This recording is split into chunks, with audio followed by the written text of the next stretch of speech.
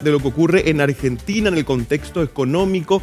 En este caso, vos recordarás las medidas que había anunciado Macri hace unos días atrás. Sí, señor. En este caso, varios gobernadores de diferentes provincias de Argentina van a evaluar si ir a la justicia contra el Ejecutivo, en este caso directamente contra Mauricio Macri, porque estamos hablando de que estas medidas fueron tomadas por el actual presidente sin antes una consulta previa con los diferentes gobernadores, también con los diferentes ministros de Hacienda que tiene cada provincia. Sí. Recordemos, así se divide en Argentina.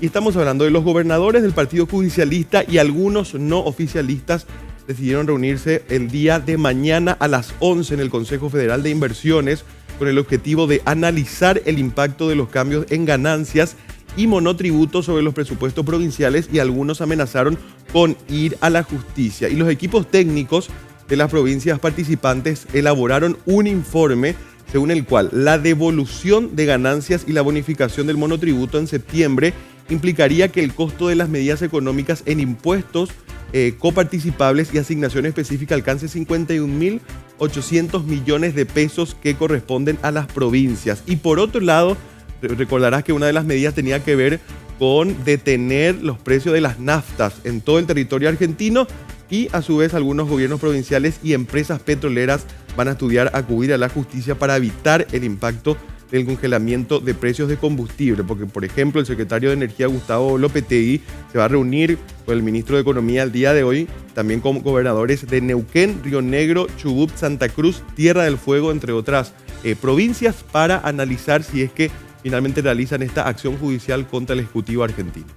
Y de Argentina a Brasil, ¿qué es lo que dijo nuevamente Lula desde la cárcel? Bueno, y esta entrevista exclusiva que él brindaba este fin de semana a un medio de prensa brasileño sigue dando de qué hablar. En este caso tenemos que hablar específicamente de la imagen de Lula da Silva. Ayer presentábamos otro panorama. Él respondía a las acusaciones de Jair Bolsonaro contra la dupla Fernández-Fernández en Argentina, que había ganado las primarias en ese país vecino, pero en este caso Lula fue específico. Quiero salir de prisión con un 100% de inocencia, fue lo que dijo Lula da Silva.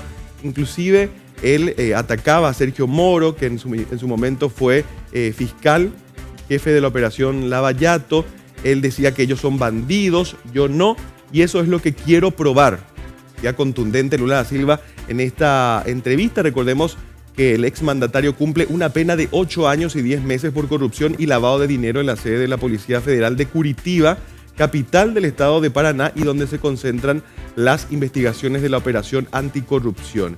Esta entrevista fue transmitida por la TVE Bahía, que fue la primera concedida por Lula después de que la jueza de primera instancia, Carolina Levos, encargada de la ejecución de la pena, ella había ordenado hace una semana su traslado a una prisión de San Paulo, y esa decisión finalmente fue revocada. Vos recordarás. Sí. ¿Te parece si escuchamos una parte de lo que decía Lula da Silva? Lo escuchamos, a ver qué dice. Quero sair daqui com 100% de inocência. Que eu estou aqui porque eu quero. Eu poderia ter saído do Brasil. Tive muita oportunidade. Não quis sair porque o jeito de eu ajudar a colocar bandido na cadeia é ficar aqui. Quanto tempo eu não sei. Mas é daqui de dentro que eu quero provar que eles são bandidos e eu não. É isso que eu quero provar. Você acha normal uma polícia federal que vai na minha casa, vai na casa dos meus netos e pega o tablet de um moleque de 4 anos de idade e ficaram com 1 ano com ele aqui preso, e não tiveram coragem de pegar o telefone do Eduardo Cunha, porque o Moro falou, não pega o telefone. Ora, o que tinha no telefone do Eduardo Cunha que o Moro não queria que ninguém soubesse? Por que eles não aceitaram a delação do... Lo que decía efusivamente. Exactamente, veíamos a Lula da Silva bastante agresivo, y esa última parte es muy importante, sí, porque él mandaba al frente a la Policía Federal del Brasil porque decía que en su momento, cuando entraron a allanar su vivienda, inclusive confiscaron las tabletas digitales de sus nietos. Eso es lo que él cuestionaba. Terrible. Y hacía un paralelismo con el caso del expresidente de la Cámara de Diputados, Eduardo Cunha. ¿Por qué no retuvieron el celular del expresidente de la Cámara de Diputados? ¿Qué hay detrás? Y supuestamente era una orden de Sergio Moro, que en aquel entonces era fiscal de esa causa, Lava Jato, y actualmente es flamante ministro de Justicia. Otro sitio en crisis, Venezuela. Desde ahí he visto que Juan Guaidó volvió a hablar. Exactamente, estamos hablando de un tire y afloje entre la oposición liderada por Juan Guaidó, también Nicolás Maduro. Estamos hablando de la Asamblea Nacional Constituyente. Y está ahí en tela de juicio realmente esto. Estamos hablando de que el régimen de Nicolás Maduro quiere adelantar las elecciones y Juan Guaidó reiteró: elección con Maduro en el poder no sería realmente libre, fue lo que dijo Guaidó, y obviamente tachó a Maduro de dictador, también usurpador, y decía textualmente: no habría una elección realmente libre y tenemos que aproximar nosotros hacia una elección competitiva, dijo en una entrevista en CNN en español.